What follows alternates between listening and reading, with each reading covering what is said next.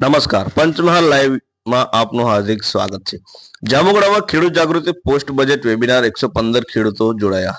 આજરોજ જામુગડા તાલુકાના ખાંડીવાવ ખાતે આવેલ સેન્ટર ઓફ એક્સેલન્સમાં આત્મ પ્રોજેક્ટ અંતર્ગત કિસાન ગોષ્ઠી અને પોસ્ટ બજેટ વેબિનારનું સફળ આયોજન કરવામાં આવ્યું હતું.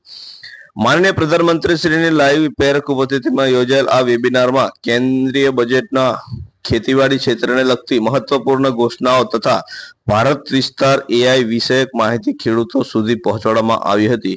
કાર્યક્રમમાં જામુગડા તાલુકાના વિવિધ ગામોમાંથી મોટી સંખ્યામાં ખેડૂત ભાઈઓ અને બહેનો ઉત્સાહપૂર્વક ઉપસ્થિત રહ્યા હતા.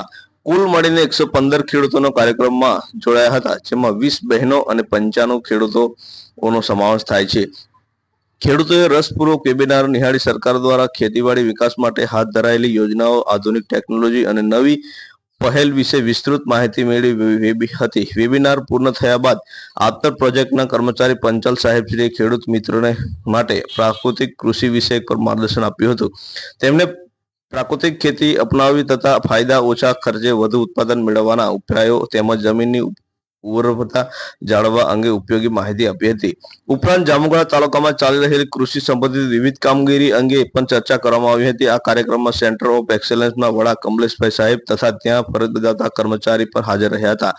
ઉપરાંત આત્મ પ્રોજેક્ટ કર્મચારી પાર્થ પંચાલ, યોગેન્દ્રસિંહ સોલંકી, તાલુકામાંથી કામગીરી કરતા સીઆરપી અને કૃષિ સખી બહેનો, વડીલશ્રીઓ તેમજ મોટી સંખ્યામાં ખેડૂત મિત્રો ઉપસ્થિત રહ્યા હતા.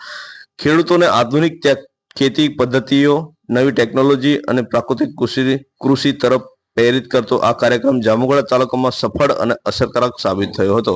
રસિક બારિયા, પંચમહાલ લાઈવ, જામુગડા.